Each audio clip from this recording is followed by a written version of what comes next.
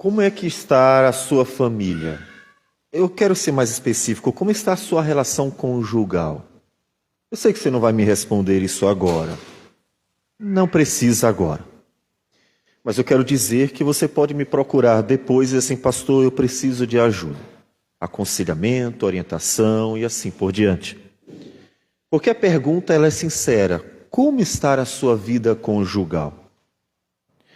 Pesquisando como é que estão as estatísticas sobre o assunto casamento, as informações em geral apontam para uma porcentagem entre cristãos, inclusive não cristãos, todas as religiões, basicamente algo homogêneo, que os casamentos estão terminando em divórcio, 25% deles.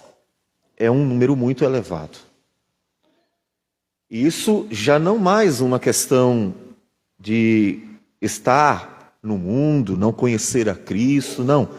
É uma estatística que informa dados entre todas as religiões. Isso inclui os evangélicos, as igrejas cristãs. Esse dado, que é alarmante, ele nos informa que há vários problemas. Inclusive, deveremos com certeza olhar para esses dados como uma das causas, ou provavelmente a principal causa, de uma série de doenças psicossomáticas, principalmente entre crianças e adolescentes. E eu tenho insistido em dizer isso. Problemas relacionados à família. Mas esses dados nos levam a uma outra questão, pensando especificamente na questão, no grupo chamado de cristandade, cristianismo, entre os evangélicos. Esses dados nos mostram que parece haver alguma falha no pastoreio da igreja. Observe que a igreja, ela tem se dedicado, e aí quando eu me falo de igreja, eu vou usar o termo cristandade, então, para substituir. A cristandade evangélica de nossos dias se preocupa muito com números, até porque já vi pessoas mostrarem que isso, na verdade, é uma forma de alimentar a própria vaidade, o orgulho. Qual é a maior denominação, e quem cresce mais, quem cresce menos. Os números, eles chamam a atenção. Nós podemos dizer que a igreja está cumprindo bem o seu papel missionário, porque ela de fato está evangelizando, ainda que possa melhorar. Mas há algo que a igreja precisa se preocupar, e esta informação nos diz isso. Ela precisa ser pastoreada.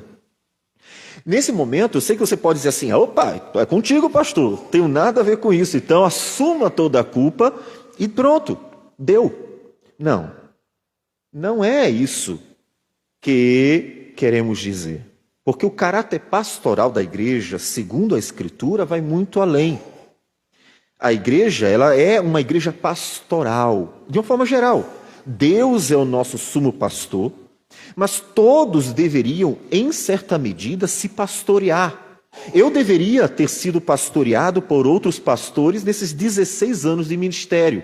E com muita tristeza que, de fato, eu não fui. Porque há uma falha em relação ao caráter pastoral da igreja. Você deveria ser pastoreado em todos os seus anos de cristianismo, não só por um pastor preocupado com a sua vida e sua família, mas pelos próprios irmãos. Porque a Escritura nos fala desse caráter pastoral como algo em que todos devem se preocupar. Tanto que em Efésios 4, 15 e 16, por exemplo, diz: mas seguindo a verdade em amor, cresçamos em tudo naquele que é a cabeça, Cristo, de quem todo o corpo, bem ajustado e consolidado pelo auxílio de toda junta, segundo a justa cooperação de cada parte, efetua o seu próprio aumento para a edificação de si mesmo em amor. Em Coríntios, Paulo fala dos dons e diz que todos têm dons e os dons visam a edificação do corpo. Os dons não são dados por acaso, mas para o fim proveitoso, que é a edificação do corpo de Cristo. Podemos ver ainda isso quando em Tessalonicenses, 1 Tessalonicenses, capítulo 5, versículo 11, o apóstolo Paulo diz: Consolai-vos, pois, uns aos outros. Veja que ele não está falando só para pastores, ele está falando para uma igreja. Consolai-vos, pois, uns aos outros, e edificai-vos reciprocamente, como também estáis fazendo. Veja que Paulo via a igreja como uma igreja apostólica, mas também como uma igreja pastoral, ou seja, uma igreja que tem um caráter pastoral, em que ela se cuida. E nós estamos falhando muito em nossos dias como cristandade, estamos preocupados com números, preocupados até com uma burocracia e estrutura muitas vezes desnecessária. Somos mais cobrados com um pingo do i de uma ata que pode destruir uma igreja inteira, do que preocupados com a vida da igreja, do pastor, da família, a sua vida. Quantas pessoas perguntam para você, como está a sua relação conjugal? Não para fazer fofoca, porque eu sei que sempre há alguém interessado em mais do que deveria. Não, isso é um pecado, não faça isso, por favor, isso não é pastorear, isso é pecar. Mas interessado em seu bem-estar. A estatística de 25% dos casamentos terminarem em divórcio dentro das igrejas evangélicas, dentro da cristandade, deveria alarmar, dizendo assim, não estão pastoreando. Sabe quando eu vejo muitas pessoas chegarem junto, e disciplina, e concílio, reunião, e não sei o quê, quando a coisa já estourou. Quando os casamentos já estão no fim, quando a bomba já explodiu, e aí parece que todo mundo mostra serviço. Olha, nós fizemos uma reunião, e então convocamos as pessoas e tentamos resolver o problema. Agora, cara! Você teve toda a vida para fazer isso, acompanhar, aconselhar, ver se está tudo bem e tentar conduzir pelo caminho que deve, e você só aparece para mostrar serviço quando as coisas já não dão mais. Não, isso não está bom. A cristandade está fazendo isso, e eu vejo isso, e você com certeza já percebeu em alguma medida também. E esse assunto é importante. Porque não só diz respeito, inclusive, ao bem-estar do casal, mas diz respeito ao bem-estar da igreja, dos filhos do casal e da sociedade inteira. Casamento não é um benefício, uma bênção que diz respeito a duas pessoas apenas. Tire isso da sua cabeça. O casamento é uma bênção, uma instituição que envolve uma sociedade inteira. Porque aquilo que se faz no casamento repercute para toda a sociedade, a começar com seus filhos. Mas cadê o pastoreio? Precisamos cuidar. Então eu vou perguntar de novo, como está a sua vida conjugal? Eu quero que você me procure. É por isso que eu encho o saco de todo mundo perguntando, você está bem? Como está o casamento? Como está isso? Por quê? Essa encheção de saco do pastor. Porque é isso que você precisa para daqui a alguns anos não dizer, pastor, não dá mais, vou me divorciar. Eu não quero ser aquele que vai reunir um conselho para disciplinar uma pessoa, se eu mesmo não acompanhei ela. Porque eu deveria, inclusive, refletir sobre o meu papel pastoral. Na verdade, deveria haver uma disciplina para quem negligencia o pastoreio e não apenas para quem comete os erros depois de um certo tempo de não ter sido pastoreado. Isso é triste. Como está a sua relação? Por que digo tudo isso? Porque o nosso texto de hoje é Hebreus 13, versículo 4. Eu vou ler como está no texto, mas eu vou retraduzi-lo. Acho que fica mais evidente o que o autor quer dizer numa retradução. O texto, como está na sua Bíblia atualizada, ele diz assim: digno de honra entre todos seja o matrimônio, bem como o leito sem mácula, porque Deus julgará os impuros e adúlteros. Pegando bem direitinho, literalmente, o que ele quer dizer, entendo que a tradução melhor seria: preciosa a cerimônia de casamento entre todos, e a cama sem pecado, porque os fornicadores e adúlteros Deus julgará. Vamos orar. Senhor Deus amado, a glória é tua, porque o Senhor é o único Deus. E a nós, disse Daniel, cabe o corar de vergonha, porque somos pecadores. Nós, ó Deus, pedimos auxílio para que a tua palavra entre no coração do esposo e da esposa, mas também da criança, do adolescente e do jovem que ainda haverá de casar, para que, Senhor Deus, possam ser impactados, transformados e abençoados para um viver, Senhor Deus, na Tua presença. Ajude-nos, Senhor, pois reconhecemos a plena necessidade de Ti. E fala conosco pelo poder da Tua palavra e do Teu Espírito, porque somente o Senhor é que pode falar ao coração do homem pecador eficazmente. Receba a nossa oração, em nome de Jesus. Amém, Senhor. Amém.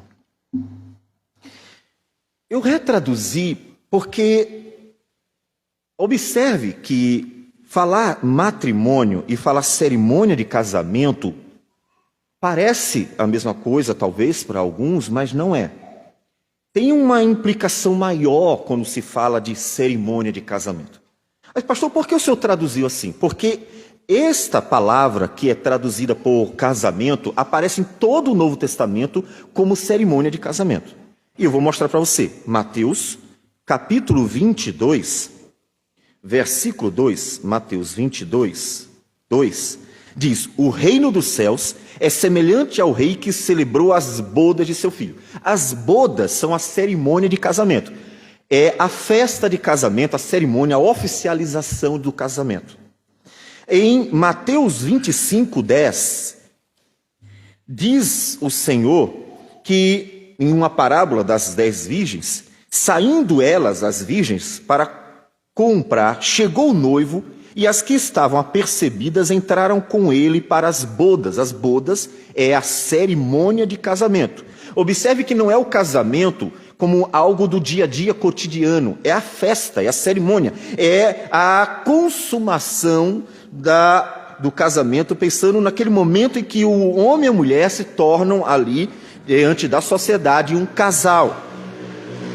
Mais adiante, em Lucas 12, 36... Lucas 12, versículo 36, ele diz assim: sede vós semelhantes a homens que esperam pelo Senhor, ao voltar ele das festas de casamento. Veja que aqui a tradução é exatamente aquela que nós estamos indicando.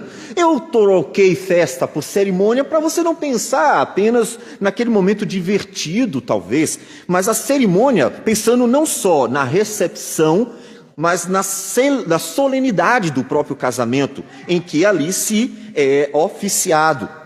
Em Lucas ainda 14, versículo 8, diz: quando por alguém fores convidado para um casamento, não procures o primeiro lugar. Veja, quando for convidado para um casamento, é a celebração desse casamento. João ainda, capítulo 2, Jesus vai a um casamento. Diz, versículo 1, 3 dias depois houve um casamento em Caná da Galileia. Jesus foi a esse casamento. E mais à frente, em Apocalipse, capítulo 19, versículos 7 e 9, diz: alegremo-nos, exultemos e demo-lhes a glória, porque são chegadas as bodas do Cordeiro, cuja esposa a si mesmo se ataviou, pois lhe foi dado vestir-se de linho finíssimo, resplandecente e puro, porque o linho finíssimo são os atos de justiça dos santos. Então me falou o anjo: escreve, bem-aventurados aqueles que são chamados à ceia das bodas do Cordeiro. E acrescentou: são estas as verdadeiras palavras de Deus. Bodas é a cerimônia de casamento. Então, o termo usado aqui em Hebreus é exatamente o termo que aparece em todo o Novo Testamento, como uma referência, não ao matrimônio como dia a dia, mas como a celebração, a oficialização do matrimônio. Porque isso, ele diferencia um pouco, dá para nós um entendimento melhor do que o autor quer dizer. Porque ele está dizendo assim: seja precioso para vocês a cerimônia de casamento. Ou seja, casem. Nós estamos vivendo em nossos dias um hábito das pessoas não casarem, porque o casamento, tendo em vista a sociedade ter se perdido, se tornou algo bastante difícil de se lidar. Porque uma das questões é que elas não têm um acompanhamento. Elas pensam na lua de mel e entendem que o casamento será flores toda a sua vida. Até perceber que o outro amanhece descabelado, mas tem gente que ainda amanhece com um coração meio que esbravecido. Alguém que está bravo ali o dia todo, ou pelo menos o início da manhã. Ou seja, percebe que as pessoas são pecadoras, percebe que as pessoas falham, percebe que as pessoas não são bonitinhas e perfeitas, como no período em que estavam se conhecendo parecia, talvez. E aí começam a ter dificuldades. E isso fez com que muita gente começasse a pensar que casar é a pior coisa do mundo. Inclusive, esta fama tem se espalhado pela sociedade. Casamento não é coisa boa. Você fica com alguém, desfruta dos momentos bons, quando percebeu que cansou e deu, não tem como mais conviverem, então se afastam. Para isso, não casar é mais fácil. Então, há um hábito atual de não se casar mais. E o autor aos Hebreus está dizendo não. O autor está dizendo, seja precioso para vocês a cerimônia de casamento, um momento da oficialização, para que vocês realmente casem diante da sociedade e vivam o casamento, onde vocês vão ter todo o prazer sexual, onde vocês terão todo o deleite e o prazer da vida de relacionamento homem e mulher lá dentro. Essa é a ideia.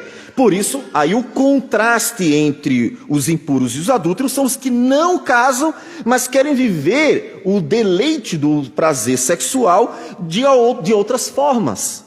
Então observe que quando retraduzimos, ficou mais evidente que o autor está conduzindo a igreja para o casamento, como sendo algo abençoado, agradável a Deus e deveria ser precioso aos olhos dos cristãos. Deveria ser precioso. Nós, portanto, precisamos ter um cuidado com isso. E eu quero estimular a vocês a resgatar o caráter pastoral da igreja, porque os dados nos mostram que nós precisamos. Não é contado, porque suicídio não é apresentado em estatística abertamente. Se trata com muito cuidado a questão do suicídio. Mas o número de suicídios dentre as igrejas cristãs tem crescido, inclusive entre pastores. O número de divórcios tem crescido também, inclusive, como disse, já se igualou à mesma estatística de pessoas não cristãs. A igreja precisa parar e dizer assim, não somos uma estrutura política. Precisamos restaurar o caráter pastoral que estamos tentando fazer nesta igreja. Focando no que importa e não naquilo que não importa, naquilo que realmente Deus ensinou e não naquilo que homens estabeleceram ao seu bel prazer. Nós precisamos resgatar o caráter pastoral e não é só comigo. Precisamos que o conselho da igreja tenha um caráter pastoral. Vocês precisam que os presbíteros perguntem como você está, meu irmão. Não apenas para descobrir um problema e depois começar a disciplinar, cortar você. O propósito do caráter pastoral da igreja não é expor os pecados dos irmãos, nem muito menos estar caçando os pecadores para discipliná-los, o que em alguns lugares é chamado de caça às bruxas. Isso, infelizmente, acontece em níveis mais maiores. O propósito é cuidar da sua vida. O propósito é fazer com que você esteja bem. Você está bem? A sua relação conjugal está bem? O que você gostaria de compartilhar? Ele está bem? Ela está bem? Como é que está o dia a dia de vocês? A relação íntima está acontecendo? Vocês estão conversando, convivendo bem? Esta necessidade deveria dizer para você, presbíteros, que vocês precisam estar atentos à igreja. Que vocês precisam estar realmente preocupados, inclusive comigo. Porque no final das contas, todos são pastoreados, porque nós nos preocupamos com o pastoreio de vocês, e não apenas com o número de pessoas que estão aqui dentro. Mas quem se preocupa com o pastoreio de minha vida? Percebe? Porque pastores não têm feito isso. Não. Eu tenho 16 anos de ministério. Nunca vi isso acontecer. Nunca. Mas se alguma coisa acontecer de errado, tenho certeza que aparecerão 1000 pastores para disciplinar. Mas eles não se disciplinam por falhar no exercício do ministério pastoral. Você, presbítero, já pensou nisso? Que assim como errar em diversas áreas da vida é pecado contra Deus. Falhar, como a Escritura diz, aquele que sabe o bem que deve fazer e não faz, nisso está pecando. Já leram esse versículo? Já leram? Pastores e presbíteros, já leram? Aquele que sabe o bem que deve fazer e não faz, nisso está pecando. Já leram? Deveriam ler. Porque significa que no final, como aqueles servos que Jesus disse assim, deu 5 talentos a um, deu 2 talentos a outro, deu 1 talento a outro, vieram com aquilo que produziram. E então ao primeiro ele disse, muito bem, servo bom e fiel, foste fiel no pouco e sobre o muito te colocarei. E ao outro disse o mesmo. Mas ao terceiro ele disse, cadê? Eu tive medo, enterrei e deixei. Ou seja, não fez o que deveria ter feito. É tão pecado e grave quanto qualquer outro. É sério. Por que o pastor está dizendo isso? Porque a igreja não é uma instituição política. A igreja não é uma empresa. A igreja são vidas que pertencem a Jesus, chamada de a igreja de Deus, e que deve ser pastoreada. Deus não é chamado de o político da igreja, ele é chamado de o pastor da igreja, ainda que seja o rei de todo o universo, porque ele é. Ele não nos chamou para administrar, ele nos chamou para pastorear. Vocês estão cuidando disso? Vocês estão preocupados? Vocês estão vendo se todos estão bem? Ou só vamos nos reunir para corrigir quando o problema já estiver estourado na frente de todo mundo? Primeiro problema que nós vemos na cristandade. Estão preocupados com números, não estão preocupados com vidas. Estão preocupados com uma administração política, não estão preocupados com vidas. Me cobram há 16 anos os pingos das atas. Não me perguntaram uma vez se eu estava bem. Tem alguma coisa errada. Tem alguma coisa errada. Porque se eu não sou importante, mas as atas são importantes, então, o que é a igreja de Jesus? Se a minha vida não é importante para os pastores, mas as atas que nós redigimos, se houver uma falhazinha, é capaz de dissolver em uma igreja, então tem alguma coisa errada na visão sobre o que é a igreja. Só que isso não é só para os presbíteros. Não são só eles que devem preocupar-se com a sua vida. Preocupar-se com a minha vida. Pastor, o senhor está bem? Sua família está bem? Seu casamento está bem? Como podemos ajudar você, a igreja? Você que é membro da igreja também pode. Afinal das contas, você se junta com seu irmão para pescar, você se junta com seu irmão para ir à lanchonete, você se junta com seu irmão para jogar futebol, você se junta com seu irmão para cantar, você se junta com o seu irmão para conversar, você faz de tudo com o seu irmão porque você gosta dessas coisas. E você não pergunta para o seu irmão com um coração sincero, desejando realmente abençoá-lo. Você não pergunta como ele está. Aí você, sim, pastor, é claro, toda vez que eu vejo meus irmãos eu pergunto, tudo bem? Meus irmãos, maturidade pelo amor de Deus. Nós sabemos que as perguntas relacionadas a cumprimento, elas são perguntas que se tornaram meras formalidades. Ninguém vai chegar e dizer assim, tá não. O normal é a gente responder de uma forma muito rápida e mecânica, automática. Tudo bem. A questão não é perguntar tudo bem. A questão não é cumprimento. A questão é estar atento. Porque quando nós observamos, e nós conseguimos fazer isso, pelo comportamento de vocês, pelo modo de falar, pelo modo de agir, dá para perceber quem está bem e quem não está bem, ou no mínimo, dá para chamar a atenção. Algumas vezes eu vi casais que eu vi um comportamento, eu já fui atrás para saber, de repente eu posso estar errado. As pessoas podem externar alguma coisa aparente, mas não ser nada. Mas pelo menos a gente vai atrás. Vocês estão bem mesmo? Aconteceu alguma coisa, eu percebi algo. Isso é pastorear. Isso é cuidar de vidas. Para quê? Para a estatística de 25 não se tornar 30, 40, 50. Porque simplesmente a igreja está preocupada com os números, porque isso envaidece orgulho dela. Mas esquece que são vidas, que aquelas que entram têm que ser cuidadas. Porque no final das contas, quando o Senhor Jesus voltar e disser assim, cadê as ovelhas que eu dei a vocês? Percebemos que de 1.000 pessoas dentro da igreja, 10 eram ovelhas. E as outras 990 Não eram. Estavam só enchendo. Então isso não é pastorear. Pastorear é cuidar de vidas. Igreja são vidas. Quando Jesus falava da sua igreja, falava de vidas. Jesus chamou 12 e cuidou dos 12, ainda que um, desde o início, tenha sido escolhido propositadamente porque seria o traidor. Mas ele cuidou dos 12. Ele cuidou de tal forma que quando Pedro estava naufragando, ele levantou. Quando Pedro foi orgulhoso e disse assim, eu consigo até morrer pelo Senhor, ele disse, você vai me negar 3 vezes. Disciplina, correção, para ele ser humilde. Tanto que ele foi humilde depois, ele chorou, viu a sua miséria, e Jesus o ergueu outra vez e disse, Pedro, tu me amas? Sim, Senhor, eu te amo. E humildemente viu a sua miséria, e Jesus mesmo assim disse, apacenta as minhas ovelhas. Jesus não o descartou, o abandonou, Jesus o restaurou. Isso é pastorear. Nós precisamos tratar o assunto com seriedade. Conduzir os nossos jovens ao casamento. Jovens, casem. Graças a Deus, nossa igreja tem sido abençoada que praticamente estão todos casados. Jovens estão quase todos casados. Um ou outro que ainda não casaram. E esperamos no Senhor que o tempo chegará. Isso é bom. Jovens casados, homens que amadureçam, mulheres que amadureçam. Mas observe uma coisa.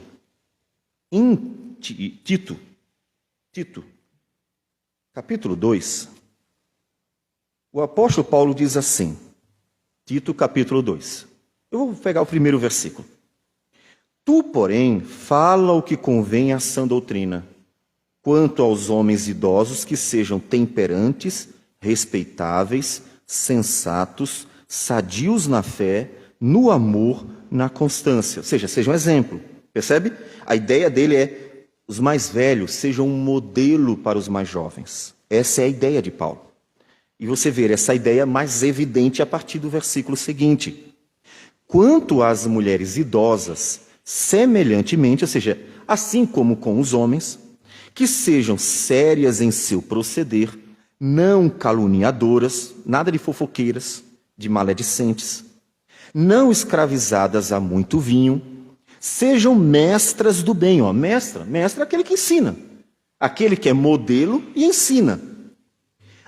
O objetivo, versículo 4, a fim de instruírem as jovens recém-casadas a amarem ao marido e a seus filhos, a serem sensatas, honestas, boas donas de casa, bondosas, sujeitas ao marido, para que a palavra de Deus não seja difamada. Irmãs mais velhas, e não precisam ser mais velhas já pensando na terceira idade, não. Irmãs mais velhas, podemos pensar em qualquer irmã que é mais velha que uma outra pessoa, porque ela já experimentou, provavelmente, pode não ter acontecido, mais do que a outra que acabou de começar. Alguns jovens recém-casados, o Vitor e a Anaísa, o Rafael e a Tamires, o Alisson e a Denise, jovens que recém-casaram esse ano. Então, esses jovens recém-casados, tanto os meninos, que se tornaram homens nesse aspecto, e as meninas que se tornaram mulheres, precisam com certeza, durante o curso de sua vida conjugal, de orientações e aconselhamentos. E eles deveriam encontrar nas irmãs mais velhas, que não fiquem ofendidas. Pastor, está me chamando de velha? Por favor, minha irmãzinha, não pensa isso, tá? Isso é bobagem. Não precisa se sentir ofendida com a idade. Idade é bênção, não é coisa ruim. As irmãs mais velhas, que já têm 5, 10, 15, 20 anos de casado, e que experimentaram os dissabores, as lutas, as angústias da relação conjugal, porque viram que há desafios a serem enfrentados e que pela graça de Deus se enfrenta e vence. Então essas irmãs podem chegar junto das irmãzinhas, das jovens recém-casadas, para ensinar a amar o marido, os filhos, ser boa dona de casa e sujeitas ao marido e bondosas e assim por diante. Assim como os homens mais velhos deveriam ensinar os nossos jovens recém-casados a também serem homens que saibam cuidar da sua família.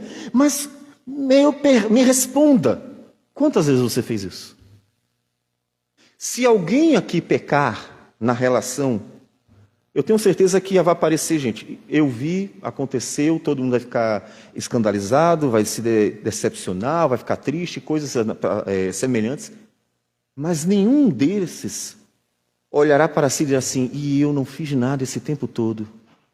Percebe que a gente está muito ávido para condenar os pecados momentâneos e muito cego para perceber a negligência de longos de anos. Ou seja, se tornou mais importante para a cristandade hoje um pecado momentâneo do que um tempo longo de pecado por omissão. Ou seja, ninguém se sente culpado diante de Deus por omitir-se diante da responsabilidade de ser bênção para o outro, mas cobra com uma avidez terrível aqueles pecados momentâneos. Isso não é hipocrisia? Eu vejo como hipocrisia. E parece-me que na Bíblia é exatamente isso. Alguma coisa não está boa. Não está.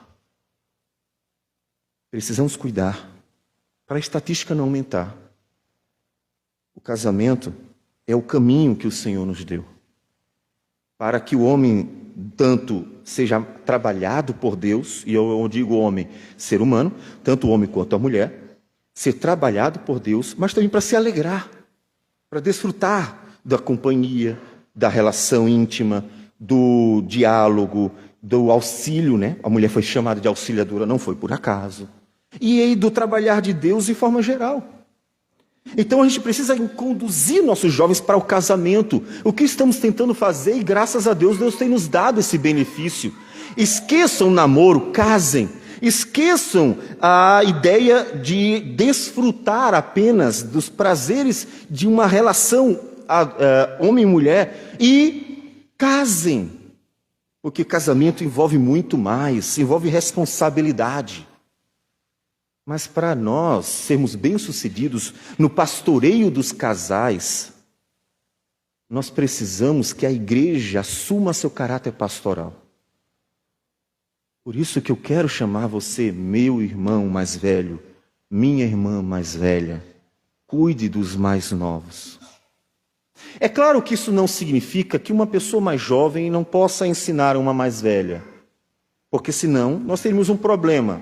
Parece que só os mais velhos sabem de tudo. Mas eu sei que é delicado. Eu sei que é muito delicado uma pessoa com a razão certa, está certa, ela não está errada. Chegar para uma pessoa mais velha e dizer assim, olha, eu queria te dar uma orientação, um conselho sobre isso aqui que eu percebi que pode melhorar. Eu sei que é delicado. Por que é delicado? Porque a pessoa mais velha, ela terá uma dificuldade maior de receber ensinamento, ainda que correto, tá? Não estou colocando a possibilidade do erro. Eu estou considerando a fidedignidade, a veracidade do ensinamento. Um ensinamento correto. Ela terá uma certa resistência.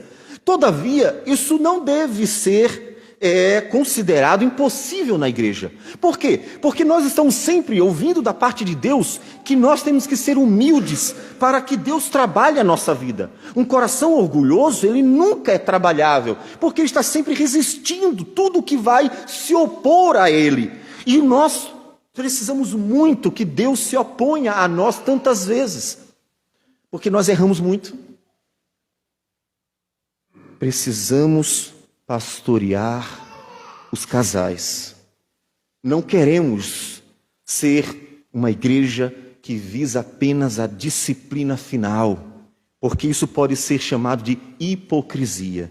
Só disciplinar é hipocrisia se você não tiver acompanhado, se você não tiver pastoreado, se você não tiver acompanhado o curso da história. Nós queremos ser uma igreja que pastoreia. Então, eu preciso estimular você a cuidar uns dos outros, vocês a cuidarem uns dos outros. Eu preciso estimular vocês a se cuidarem para conseguirmos purificar a igreja e abençoá-la. fazendo viver a beleza da vida familiar durante todo o seu curso de vida. Eu preciso. Nós temos grupo de mulheres. O mais importante não é o relatório que elas oferecem, deveria ser o cuidado pastoral delas, entre elas. Nós temos grupos de homens. Nós deveríamos nos preocupar com o cuidado dos homens para com suas necessidades. Em certa medida, ainda que nós estejamos aqui frisando muito o caráter familiar também da igreja, ou seja, nós estamos estimulando que a SAF e a UPH trabalhem juntas com os jovens, com as crianças, para não sermos, inclusive, negligentes com o ensinamento bíblico de que a igreja ela é composta de famílias e não de homens e mulheres separados. Seria uma incoerência com a nossa teologia da aliança. Nós estamos estimulando uma vida em família. Todavia, homens se reunirem e mulheres se reunirem tem um benefício quando elas se reúnem para se cuidar. Porque, você sabe, você não vai, mulher, conversar comigo certas intimidades. Você se sentirá acanhada de falar para o pastor ou para outro homem da igreja sobre problemas íntimos que você está passando. Todavia, você precisará muitas vezes ter alguém para compartilhar e não encontrar na igreja mulheres para compartilhar as suas necessidades íntimas, falando daquilo que está acontecendo, se passando com você, para receber orientação, ensino, direção bíblica, para que a pessoa possa ser consolada, edificada, fortalecida. Se ela não encontra, ela se sentirá solitária. Um vazio estará no seu coração. Então eu preciso, irmãs, vocês precisam se cuidar. Vocês se juntam para falar tantas coisas, às vezes até bobagens. Vocês se juntam para compartilhar de tudo. Mas e para conversar sobre os problemas e necessidades pastorais? Vocês estão conversando? Quantas de vocês estão conversando com os mais jovens para saber como eles estão? Para acompanhar. Paulo disse, consolai-vos uns aos outros, edificai-vos reciprocamente. Ou seja, é uma prática que deve estar presente na vida da igreja. Os meninos se juntam para tudo. Para o que é bom e às vezes até para o que é desnecessário. Se empolgam, se motivam com tantas bobagens. Conversam sobre pontos teológicos secundários e até terciários.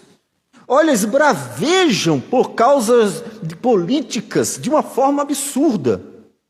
Quantas vezes, homens, vocês conversaram sobre coisas realmente importantes? Para saber como está a vida conjugal, familiar, o coração, a vida pessoal do irmão. Quantas vezes?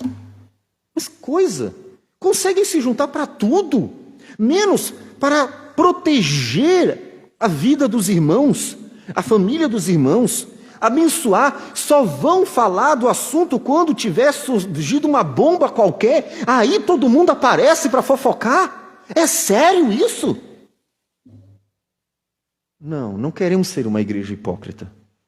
Queremos ser uma igreja pastoral, uma igreja cuidadora, uma igreja que cuide dos seus. Eu preciso estimular você a isso. Eu preciso que você pense isso. Eu preciso que você comece a cuidar, ajudar a pastorear a igreja.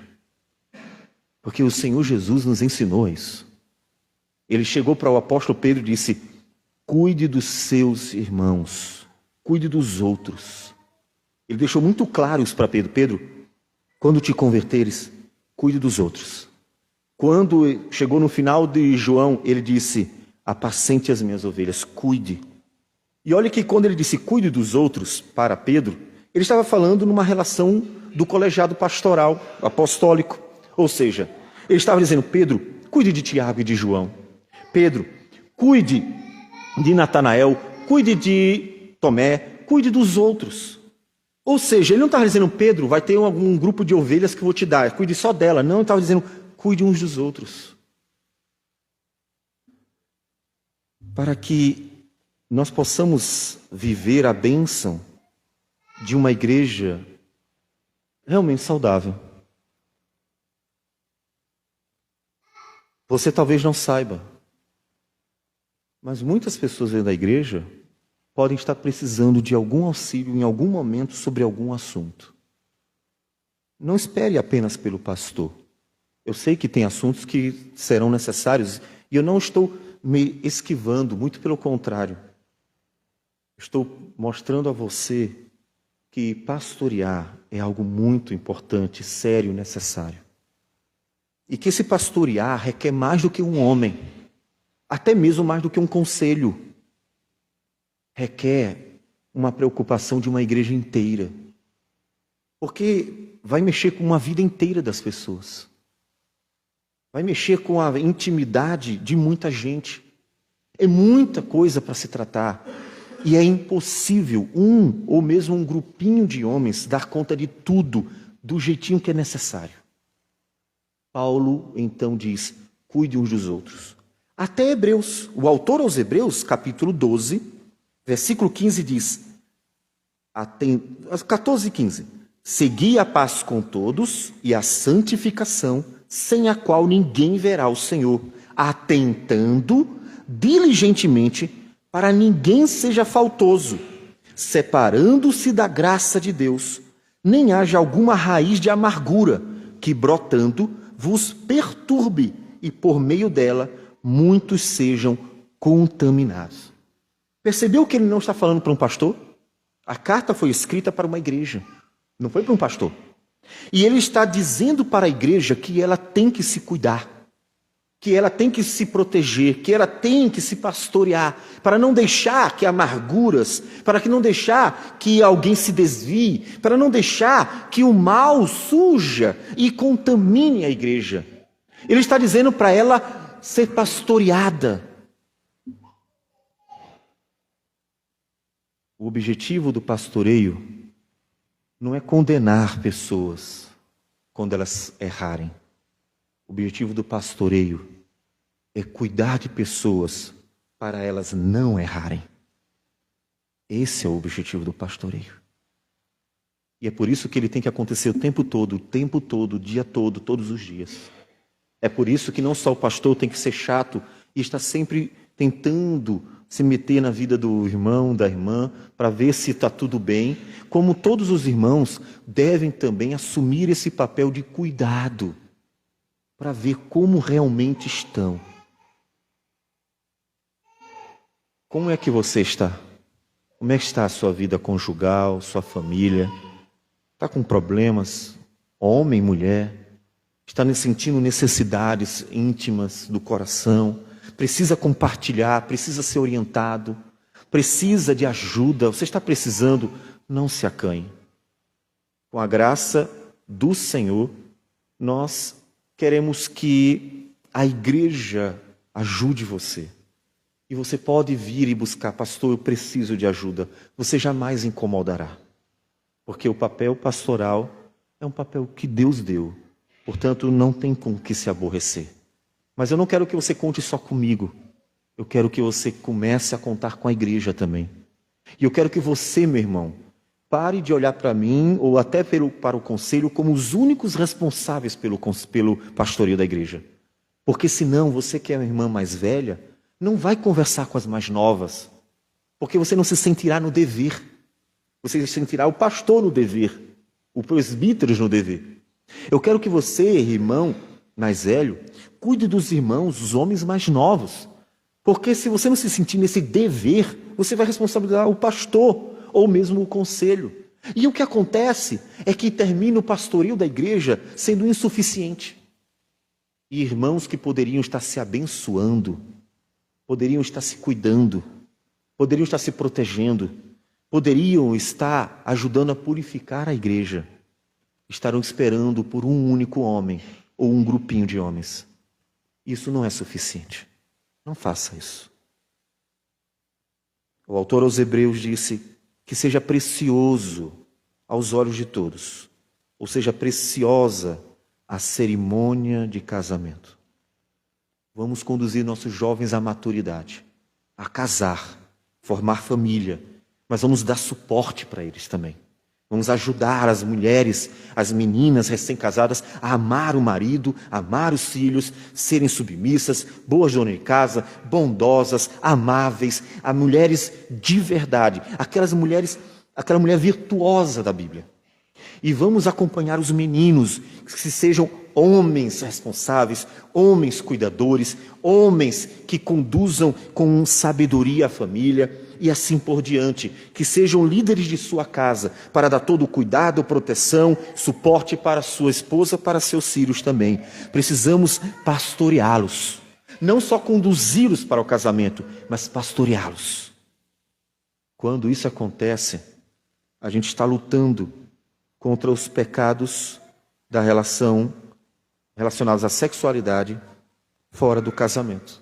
Ou seja, estaremos lutando contra toda a impureza. Percebe? Então nos ajude a lutar contra o pecado, fortalecendo as relações conjugais. Nos ajude a lutar contra os pecados, fortalecendo as famílias da igreja. Nos ajude a lutar contra o pecado, pastoreando, evitando o pecado, para que não precisemos um dia disciplinar ninguém. Porque o propósito do pastoreio da igreja não é condenar faltosos, é ensinar, cuidar, para que não haja faltosos.